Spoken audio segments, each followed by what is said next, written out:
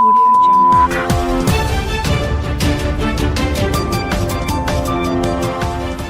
नमस्कार, ये रेडियो वर्षा है। अब आप पल्लव से वर्षा टाइम्स सुनिए।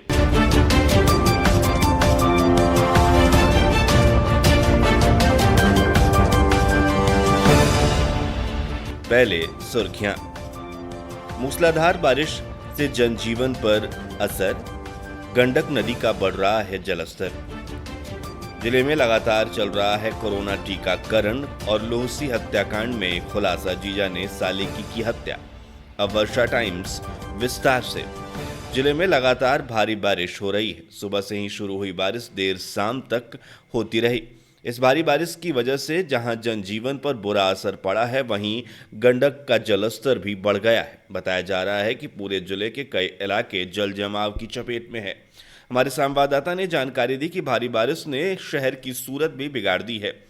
सदर अस्पताल परिसर तालाब में तब्दील हो गया है। कई फीट ऊंचा यहां वर्षा का जलस्तर हो गया है। अस्पताल परिसर में पानी की वजह से मरीजों सहित स्वास्थ्य कर्मियों को भी काफी परेशानी का सामना करना पड़ रहा है।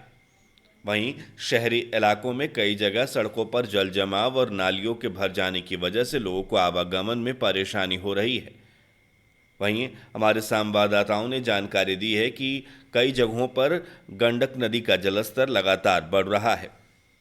वाल्मीकि नगर बैराज से लगातार पानी के डिस्चार्ज किए जाने की वजह से गंडक नदी का जलस्तर बढ़ गया है। गंडक नदी में 2.64 लाख क्यूसेक पानी छोड़ा गया है। दियारा के कई इलाकों में पानी घुसने की संभावना भी जताई जा रही है। वहीं कई जगह से ये खबर आ रही है कि नया बना बांध कई जगह से दरार दिख रहा है। वहीं प्रशासन हाई अलर्ट मोड पर है। प्रशासन की तरफ से सभी अधिकारियों और पदाधिकारियों को हाई अलर्ट मोड पर रखा गया है। नेपाल के तराई क्षेत्रों में मूसलाधार बारिश होने की वजह से गंडक नदी का जलस्तर बढ़ रहा है। वहीं मौसम विभाग ने बारिश को लेकर जिले में रेड अलर्ट जारी किया है। भारी बारिश से लेकर अत्यंत भारी बारिश का रेड अलर्ट जारी किया गया है। अगले 24 घंटों तक अत्यंत भारी बारिश की संभावना जारी की गई है। वहीं हमारे विभिन्न इलाकों के संवाददाताओं ने जानकारी दी है कि जिले के सभी क्षेत्रों में बारिश से जनजीवन पर असर पड़ा है। हमारे थावे संवाददाता गौतम प्रसाद ने जानकारी दी है कि थावे में झमाझम बारिश की वजह से कई जगह जल जमाव की स्थिति बन गई है। थावे बाजार, थावे स्टेशन चौक व प्रखंड मुख्यालय के मेन गेट पर कीचड़ जल जमाव होने से लोगों को आने जाने में भारी परेशानी का सामना करना पड़ रहा है। नाला होने के बावजूद भी सड़क पर ही जल जमाव हो गया है। बताया जा रहा है कि नाले के ध्वस्त होने से सड़कों पर पानी का जल जमाव है। उधर किसानों का कहना है कि इस वक्त की बारिश से किसानों को कोई फायदा नहीं है। अगर 3-4 सप्ताह बाद ये बारिश होती तो किसानों को काफ़ी फायदा पहुंचता। वहीं हमारे माझा संवाददाता ने जानकारी दी है कि मंगलवार को हुई मूसलाधार बारिश और पिछले एक सप्ताह से हो रही लगातार बारिश की वजह से माझागढ़ के कई इलाकों की स्थिति बद से बदतर हो गई है। गड्ढे में तब्दील सड़क पर जल जमाव की स्थिति बराबर बनी रहने के कारण लोगों को आने जाने में परेशानी हो रही है। वहीं माझा के स्टेट बैंक एटीएम और केशव पुस्तकालय तथा उत्तर बिहार ग्रामीण बैंक के समीप जल जमाव होने के कारण लोगों को और परेशानी का सामना करना पड़ रहा है। उधर माझागढ़ में भारी बारिश के बीच कई आंगनवाड़ी केंद्रों पर टीकाकरण अभियान चलाया गया। नियमित टीकाकरण के तहत 0 से 5 वर्ष तक के बच्चों और गर्भवती महिलाओं को ड्यू बुक के अनुसार टीका लगाया गया। वहीं भारी बारिश होने की वजह से कई इलाकों में बिजली गुल होने की समस्या भी उत्पन्न हो गई, जिससे लोगों को काफ़ी परेशानी का सामना करना पड़ा।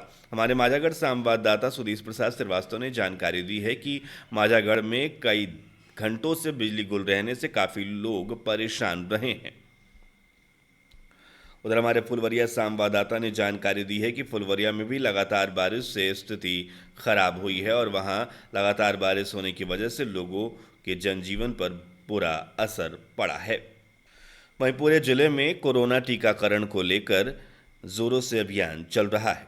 थावे प्रखंड के चनावे में आज 40 लोगों को कोरोना का टीका लगाया गया। लगातार टीकाकरण अभियान को तेज किया जा रहा है ताकि लोगों को कोरोना से प्रतिरक्षित किया जाए। लोग लगातार टीकाकरण में भाग ले रहे हैं।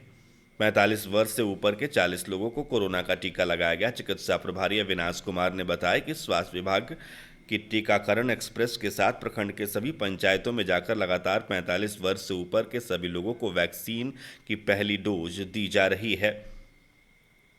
उधर इसी प्रखंड के सभी 11 पंचायतों में कोरोना टीके से छूटे 45 वर्ष से ऊपर के लोगों का सर्वे जारी है।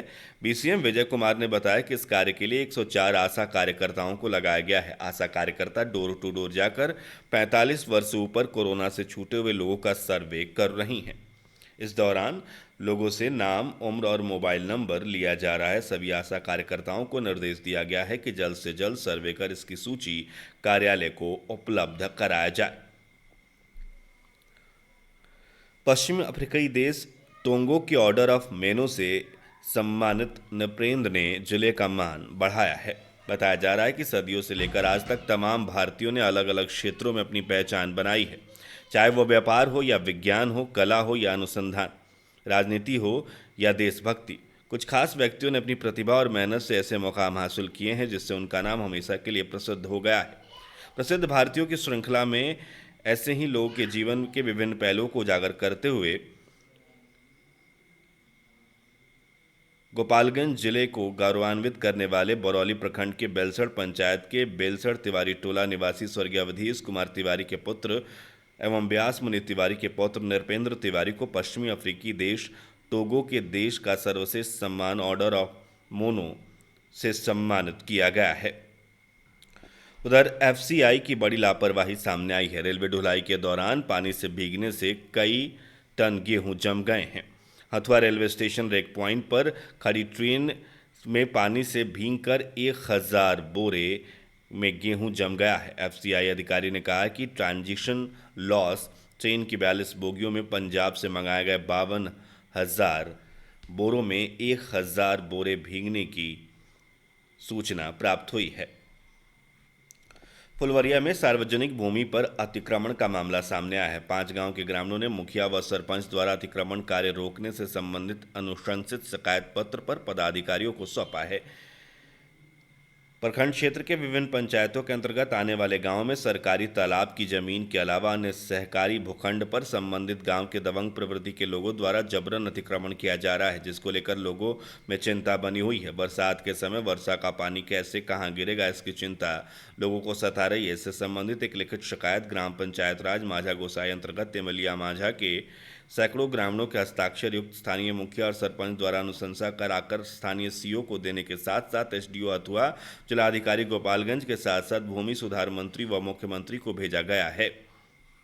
उधर थावे में लगातार चोरी की घटनाएं घट रही हैं, जिससे ग्रामीणों में दहशत का माहौल बना हुआ है। इसी क्रम में थावे बाजार स्थित सहारा बैंक के पास खड़ी की गई एक बाइक चोरों ने पलक झपकते ही चुरा ली।